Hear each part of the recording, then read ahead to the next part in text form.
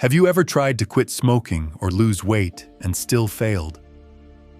When you agonize over every second, fighting those burning cravings and watching the numbers on the scale climb without mercy, you realize that self-control isn't easy. It demands extraordinary mental strength and a steely resolve to avoid giving in to your instincts. Today, modern society is waging war against a pandemic of unhealthy lifestyles. Rampant obesity, cigarettes woven into our routines, and stress seeping into every moment. Overindulgent eating, addictions, or simply giving up become our default reflexes. Yet, they only drag us deeper into a vicious cycle where every effort feels pointless. Faced with this challenge, Stoicism offers 8 methods to help us embrace discomfort as the first step toward real change. When we accept the struggle and trust in our inner power, every craving and every old habit begins to lose its grip, making room for unbreakable determination. If you're ready, leave a comment. I am in control of myself. And join us at number 1. The epidemic of unhealthy lifestyles. Across our planet, we are witnessing a silent yet ferocious pandemic, the explosion of unhealthy lifestyles. At first, many might casually regard uncontrolled eating habits or smoking as personal choices. But the figures, 500 million obese people and 1 billion smokers worldwide, reveal a far more terrifying reality. More than a social trend, this is a wake-up call for public health, as millions of lives bear the heavy consequences of seemingly harmless habits that silently ravage the body from within. People often think obesity is merely an aesthetic issue, but in reality, it is the primary cause of cardiovascular disease, diabetes, and a host of malignant cancers. When excess fat accumulates, arteries constrict, blood pressure soars, the heart is forced to overwork, and the endocrine system becomes gravely disrupted. The statistics do not lie. Healthcare costs for obesity-related conditions have compelled many European nations to spend tens of billions of euros each year just to sustain their health systems. Yet beyond the astronomical budgets, every case of heart disease or diabetes is a heartbreaking personal story, as families witness the final fleeting moments of their loved ones. Alongside the obesity epidemic, smoking continues to spread like a relentless nightmare. With 1 billion people smoking around the globe, lung cancer cases have reached unprecedented heights, and millions of premature deaths follow each year. Treatment costs for tobacco-related illnesses, from cancer and chronic bronchitis to heart attacks, continue to climb, burdening not just individual families, but also imposing colossal financial strain on nations. Each year, healthcare budgets allocate increasing funds for cessation support and for treating the aftermath of tobacco use. Yet clinic attendance remains insufficient to reverse the trend.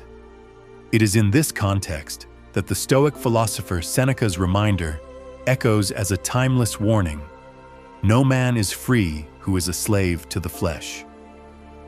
This concise yet profound statement presents a paradox. We relentlessly chase immediate gratification, from the sweetness of fast food to the drag of tobacco, losing mastery over ourselves in the process. Seneca not only criticizes our dependency on pleasure, but emphasizes that true freedom emerges when we learn to recognize and release our cravings, rather than attempting to flee from or repress them. Experience has shown that avoidance or distraction techniques yield only temporary relief and often end in failure. Meanwhile, many European countries have begun investing heavily in educational programs and psychological interventions, encouraging individuals to confront their unhealthy habits instead of denying them. However, even billions of euros will not resolve the root issue unless each person cultivates inner self-control grounded in the Stoic spirit of acceptance and release. We must acknowledge that, alongside societal support, such as community healthcare networks and public awareness campaigns, the decisive factor lies in our willingness to face cravings rather than battle against them. When we observe a craving as a transient psychological phenomenon, like inhaling and exhaling, we truly grasp the essence of self-regulation. That moment becomes the foundation for igniting our capacity to change, abandon harmful habits, and embrace a healthier lifestyle. In the end, overcoming the pandemic of unhealthy living is not simply a matter of losing weight or quitting smoking. It is fundamentally an internal struggle to liberate ourselves from the chains of passion. As each of us begins to practice self-mastery, from allowing cravings to arise to finding joy in healthy choices, we transform this pandemic into an opportunity for rebirth. And as Seneca pointed out, only when we are no longer slaves to our passions do we step into true freedom. Number 2, causes of unhealthy behavior. From childhood, I have witnessed the silent power of one's environment over human behavior. I remember every time I accompanied my mother to the market. Those huge advertising billboards displaying rich, buttery pastries always caught my eye. I asked my mother, "Why can't a little kid like me resist a single pastry?" She simply smiled and said that we're born with both genetics and habits nurtured by our surroundings. Indeed, it's not only our genes and neurotransmitters that partly determine our choices, but friends, advertisements, and social media also exert an invisible pressure, quietly shaping our daily behavior. Do you recall the first time you saw a fast food ad while scrolling through TikTok? In just a fleeting moment, a craving hit you, even though you had no prior thought of wanting a burger. The key here is the genetic neurotransmitter environment complex. Genetics gives us a basic map, our sensitivity to sugar, caffeine, or nicotine. Neurotransmitters such as dopamine act as the chemist, producing the pleasure we feel when our cravings are satisfied. Meanwhile, the environment, from gigantic billboards to your morning circle of friends, serves as the subtle director, staging the scenes in which you perform. But as Epictetus reminded us, it's not what happens to you, but how you react to it that matters. This perfectly captures the Stoic spirit. We are not determined by our cravings or the signals around us, but by how we choose to respond to them. When fast food ads appear or friends invite us, it is our inner response, our awareness, and the way we face the craving that ultimately decides the outcome. If we force ourselves to battle a craving without truly understanding its nature, two scenarios usually occur. Either we collapse quickly, or we fail and then resort to a negative reward. "Oh, forget it. I'll just treat myself."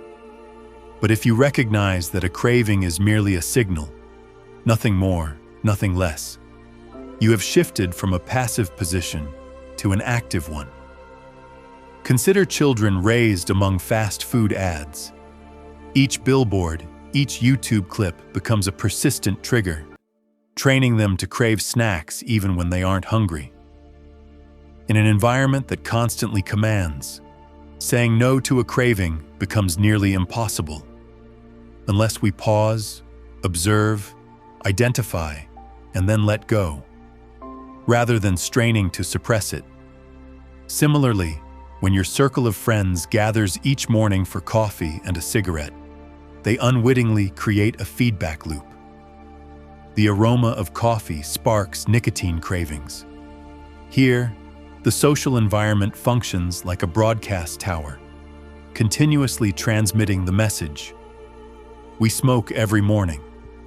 To change, you must have the courage to turn off that tower or change how you listen. Acknowledge, "I notice the thought that I need a cigarette," and simply watch that thought dissolve. In that quiet moment, you truly seize power.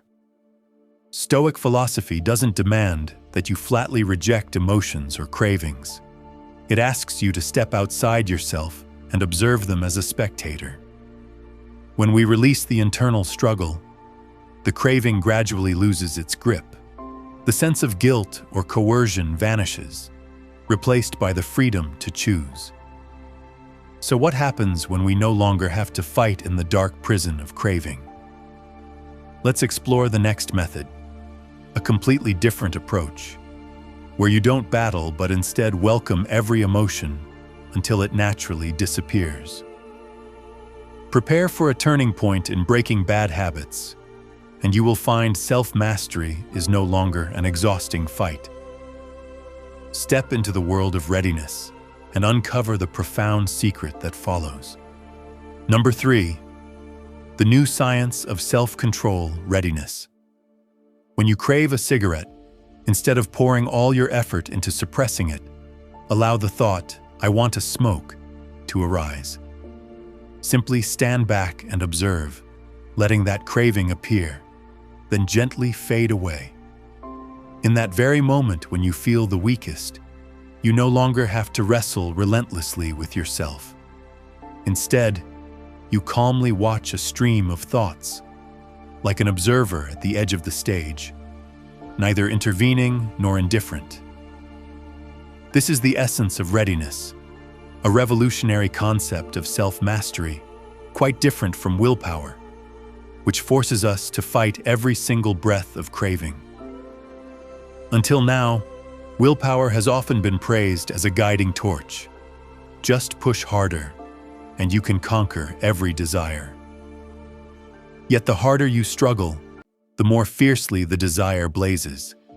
In truth, it is not our capacity to resist that is lacking, but the right approach. Rather than straining ourselves, readiness guides us toward an attitude of acceptance. When we open our hearts to welcome the craving, we no longer drain mental energy in a never-ending battle with ourselves. Moreover, sitting quietly with the craving allows us to tap into the true nature of our psychology. Readiness is not surrender, it is granting the feeling its place in the present moment. By permitting the craving to arise and dissipate naturally, we preserve an inner peace. As you become fascinated by these subtle inner movements, you'll realize that value does not lie in forced effort. It lies in gentle, natural shifts. This is the real key to self-control. The philosopher Epictetus once reminded us, "No man is free who is not master of himself." That brief statement captures the very heart of Stoicism. Freedom does not spring from arming the will, but from mastering the inner self. When we accept the call of desire without judgment, true inner freedom takes shape. Delving deeper, readiness becomes the journey of training oneself to be a serene observer, undisturbed by or enslaved to emotions. At the same time, the readiness attitude eases mental fatigue. Instead of plunging into an exhausting conflict, you sit down, take a deep breath, and notice every inner contraction. This is the moment you allow body and mind to recover, to accept even the pangs, and gradually to grow. When the craving dissolves, you have not only won a confrontation, but also conquered the haste and harshness within your soul. Applying readiness in daily life is simple yet profoundly effective. For example, when faced with a plate of golden cookies, rather than forcing yourself to turn away, simply say, "I'm craving something sweet." Then calmly count your breaths. After a minute, you'll notice the desire easing. Or amid workplace stress, when petty worries swirl in, pause, look directly at the feeling, and let it be for a moment. With regular practice, you'll witness a wonderful transformation. Your mind will feel as light as a feather, no longer tormented by negative emotional spirals. Finally, readiness is not a trendy trick, but an invitation to return to our human essence, to feel, to breathe, to live. When you allow every experience to freely surface, the true power of self-mastery shines forth. You no longer need to strain whenever a craving knocks. You can relinquish the invisible battle and discover that your greatest strength lies in the ability to observe and accept. Please share in the comments below. Have you ever tried readiness in a moment of craving? How did it feel, and how has it changed the way you face your inner challenges? I look forward to reading your story. Number 4, acceptance and commitment. Therapy. In the journey toward inner autonomy, acceptance and commitment therapy, ACT, stands as a solid bridge linking ancient Stoic philosophy with modern psychology, and willingness is its very soul. Rather than stubbornly wrestling with our own urges, ACT invites us to accept them as temporary visitors, thereby finding peace within our hearts amid life's swirling currents. When work pressures mount and mental health is continually tested, willingness calls us to rise up, bow our heads to circumstances without yielding, and trust in the guiding hand of God, who grants us the insight to recognize our imperfections and draw strength from our very fragility.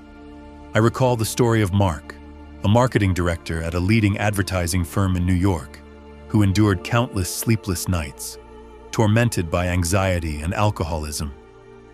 Before discovering ACT, he tried every trick to turn off his worries, drowning himself in beer until he passed out, throwing himself into non-stop ad campaigns until he collapsed from exhaustion, only to toss and turn all night. Yet after 8 weeks of faithfully practicing the exercises of willingness, Mark gradually realized that even his most powerful anxieties and cravings were merely fleeting clouds drifting across the sky of the mind. As he shared, "When I allowed myself to feel the fear and simply watched it, like an innocent child crying, the fear eventually quieted itself." Mark came to understand that no inner storm lasts forever, and that it is by God's grace, granting us the humility to acknowledge our weakness, that we gain the power to let go of the futile struggle with ourselves. Indeed, the philosopher Marcus Aurelius once reminded us, "You have power over your mind, not outside events. Realize this, and you will find strength." Echoing across 2 millennia, this maxim rings out as a triumphant anthem of inner authority. In examining both Stoicism and ACT, we find a remarkable harmony. Each teaches us to relinquish the battle against circumstances, not through despair, but through clear awareness and the courage to accept. In ACT, willingness is the modern embodiment of this teaching, a psychological lens enabling us to face any situation with agency, adaptability, and equanimity. ACT's applications span from treating anxiety disorders and addiction to corporate stress management. Global tech giants have integrated ACT into their employee wellness programs, reducing burnout while boosting engagement and creativity.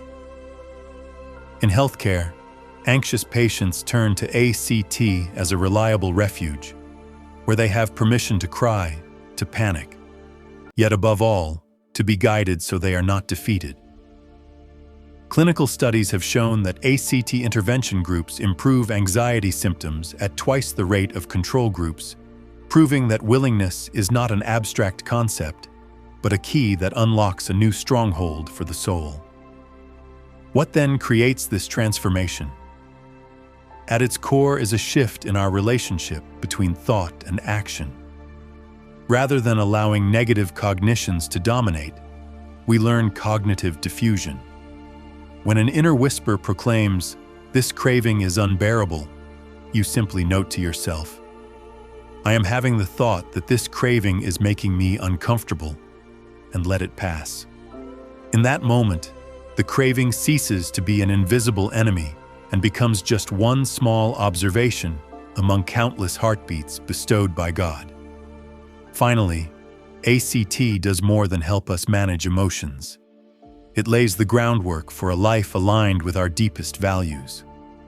By accepting and committing to what matters most, whether love, service, or faith, we embark on a journey of self-mastery, not defined by winning or losing, but by walking forward with compassion and patience. As the Stoic disciples long ago reminded each other, true power lies not in changing the world, but in shaping the way we perceive it. In this light, willingness transcends mere psychological technique to become a sacred journey, where we learn to place ourselves under the caring hand of the Almighty, who taught humanity the strength of letting go and unshakable faith. In so doing, inner autonomy emerges as the most resounding testament to the dialogue between Stoic wisdom, modern science, and enduring faith. Number 5. The traditional method, craving avoidance. I remember the very first time I resolved to switch off the lights on my sweet cravings. Facing a plate of cookies, instead of allowing myself to feel each wave of desire, I immediately ordered myself to look away, busy myself with other tasks, or even erect an imaginary wall to keep those thoughts out of my mind. Yet, after a few minutes of ironclad self-discipline, I discovered that the craving didn't disappear. It came back stronger than ever, like a compressed wave bursting in fury. Likewise, in the marketing world, adverts promising chewing gum to curb your cigarette cravings were once hailed as a quick fix. Many smokers tried it. The slight coolness on the lips seemed to soothe the urge for a moment, and they believed the no-smoke mindset could last. But in reality, very few persisted to the end. The avoidance path turned out to be full of potholes because the instant the gum's effect faded, the cravings surged back with double force, driving many to give up halfway. Moreover, a haunting Broadway song seems to expose the true nature of switching off negative feelings. The main character sings of burying their pain deep in their heart. Yet, the recurring sorrowful refrain reveals that suppression turns emotions into uncontrollable monsters. The notion that we can instantly snuff out a craving by running away, distracting ourselves, or filling the void with other pleasures is just a temporary self-deception, like slapping a bandage on a wound and forgetting it's still bleeding. From a scientific standpoint, the panic reaction when cravings return is clear. When willpower kicks in to suppress desire, the brain immediately produces extra neurotransmitters, such as dopamine, to compensate for the stress, making the craving rebound even more intensely. Like a ball pressed into the ground that springs back higher, those moments of restraint only fuel the desire's next assault. You have power over your mind, not outside events. Realize this, and you will find strength. Marcus Aurelius.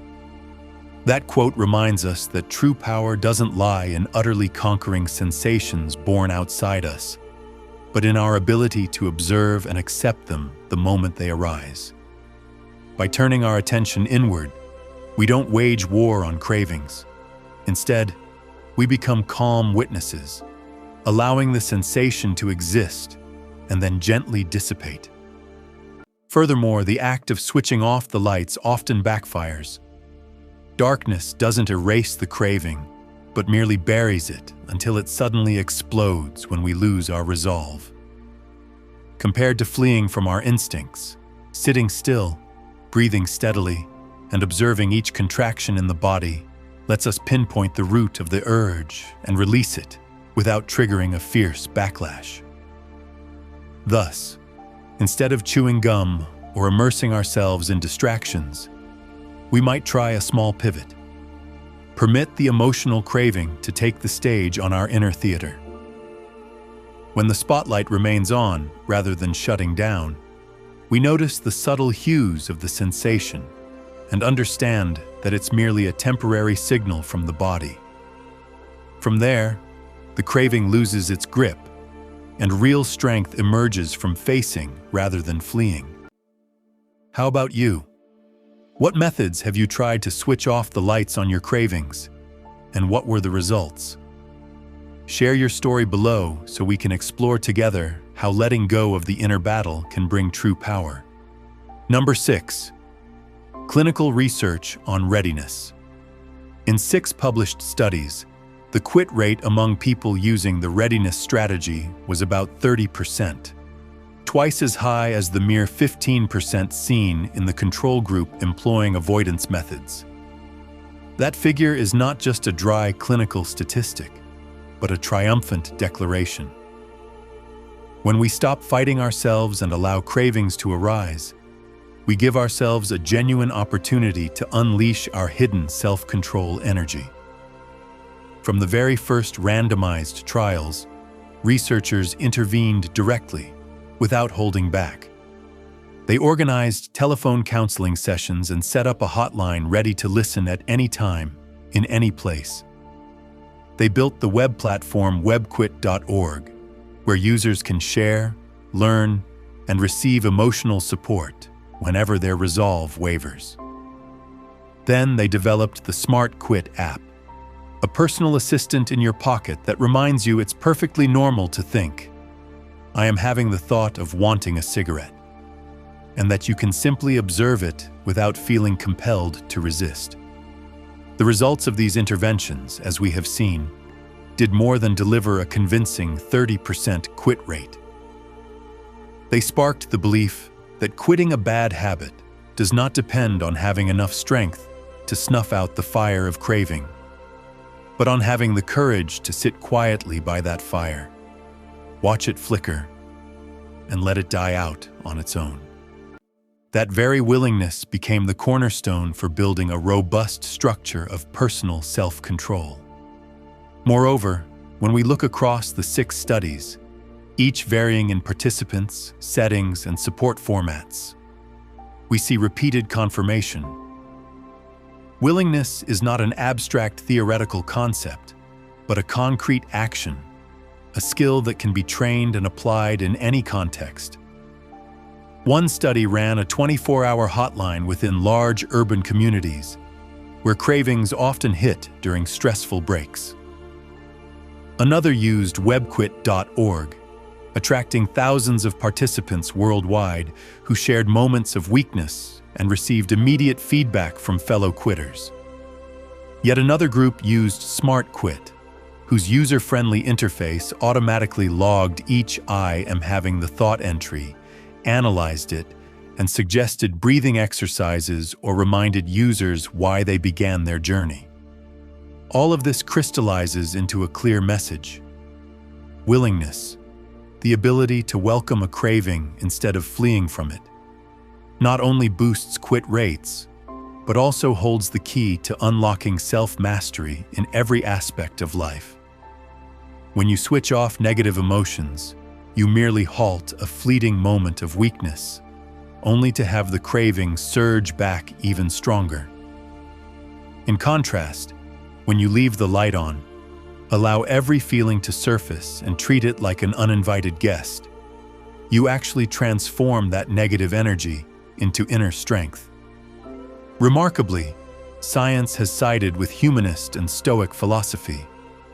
Let go of the invisible battle with yourself. Sit calmly by the flame of craving and let it burn out. After just 8 to 12 weeks of practice, participants not only showed significantly reduced relapse rates, but also reported improved quality of life, from deeper sleep to a more upbeat mood each morning. Hearing the stories of people who once wrestled with cigarette cravings, who felt despair when their willpower fell short, and who ultimately found freedom through willingness, we come to realize that true self-control is not about excessive austerity, but the art of acceptance. That is the secret. Not conquering the craving, but walking alongside it. So the next time you feel a craving, whether for cigarettes, coffee, junk food, or any habit, resist the urge to run away or to muster every ounce of willpower. Instead, try quietly saying to yourself, "I am having the thought of wanting X." Then breathe, observe, and let it pass. You may be surprised to discover results 2 or 3 times greater than you ever imagined. In that moment of readiness, you have taken the first step on the path to genuine self-mastery. Number 7. The I am having a thought exercise. First, when we begin the habit of prefacing any negative thought with, "I am noticing that I'm thinking," we grant ourselves a powerful pause. Typically, when emotions flare, we allow negative thinking to hijack our actions. Anxiety makes us procrastinate. Stress turns us into irritable colleagues. Cravings lead us to break our nutrition plan. Yet with this simple phrase, "I am noticing that I'm thinking," we detach our observing self from the storm of thoughts, as if stepping to the sidelines to watch ourselves. In that moment, you are no longer a victim of emotion, but the orchestrator and witness, and from there, you can choose a wiser response. Building on this idea, Carl Jung emphasized, "What you resist persists." While Jung spoke of the personal unconscious, the Stoics teach us not to battle our cravings or negative emotions. Instead, we welcome and observe them. We don't try to snuff out every "I am feeling fear," "I am feeling anger," or "I am craving a cigarette," but allow them to be present, slowly drifting like clouds across the sky.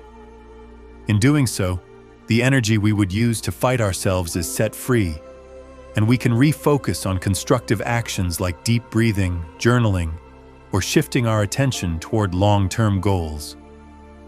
For example, in a work setting, when you open an inbox full of unread emails, you naturally feel overwhelmed.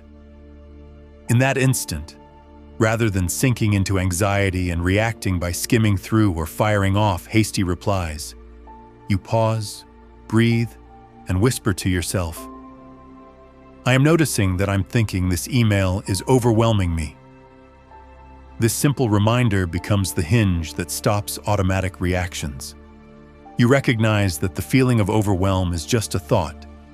It can change. It is not an immutable part of you. As a result, instead of reacting negatively, you can prioritize tasks, take a 5-minute break, and return with a clear mind. This exercise not only fosters awareness, but also halts automatic behaviors. When we believe that a craving or worry must be suppressed by sheer willpower, we risk mental burnout.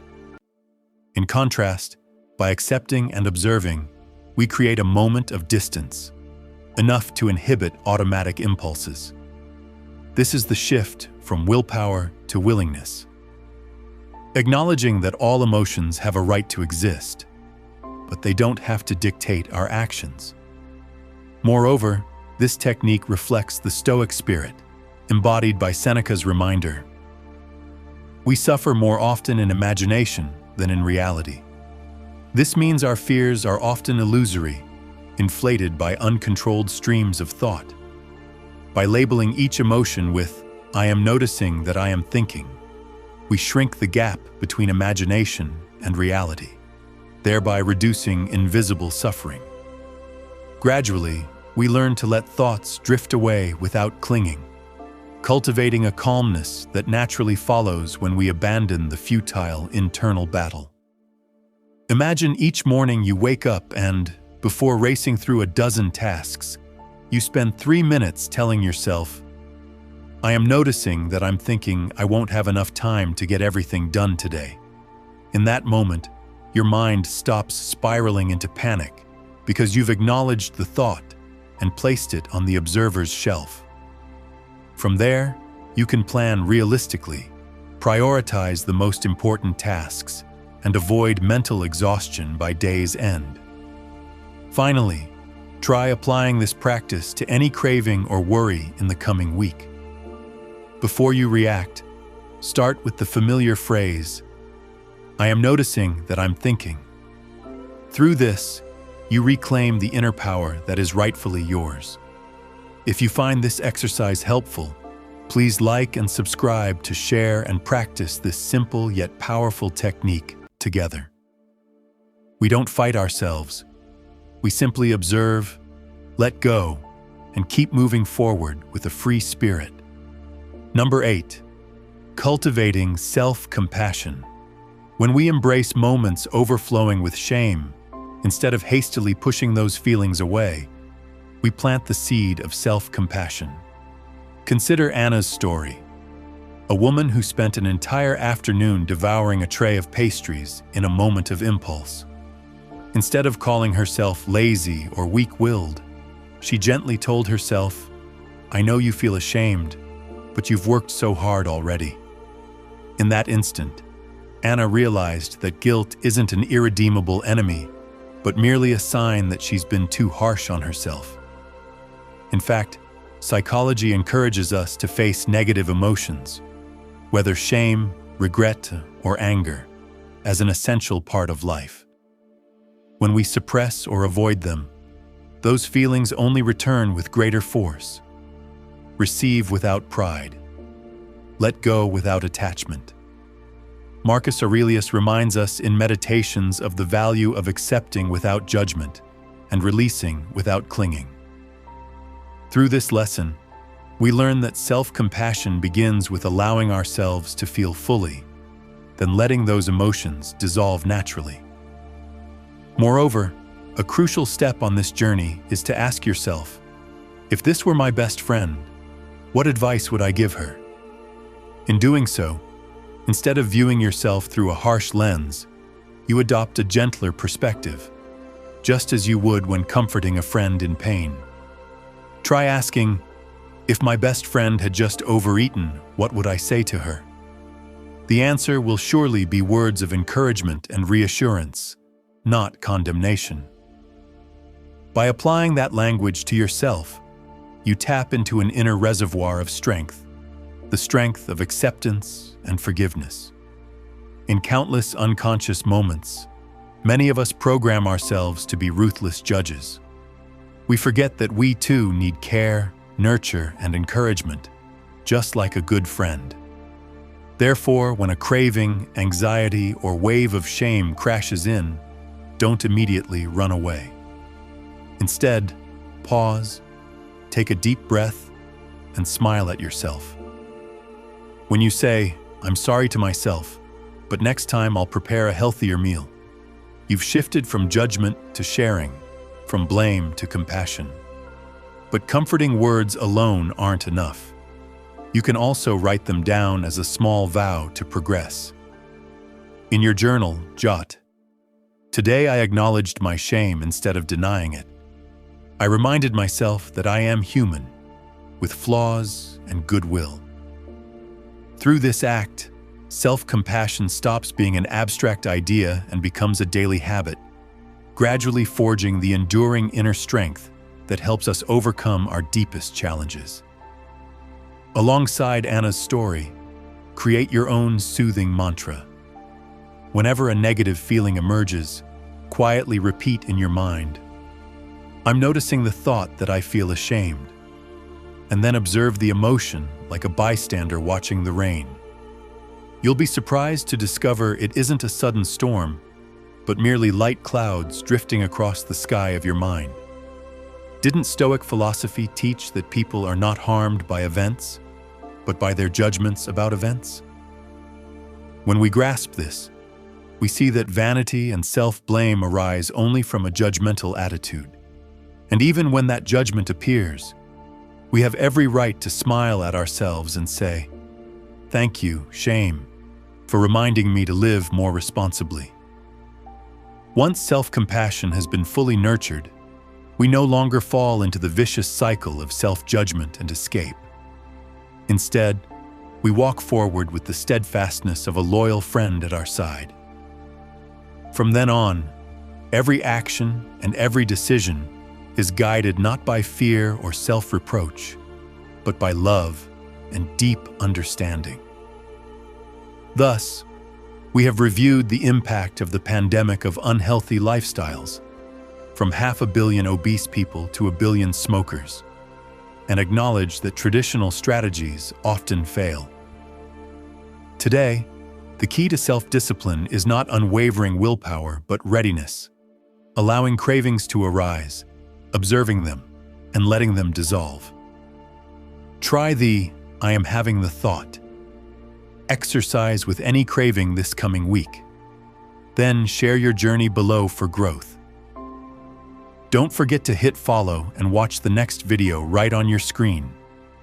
Each video is a step toward building your inner strength. Remember, we don't have to fight ourselves. Let go, so true power can shine when you give yourself permission to be human.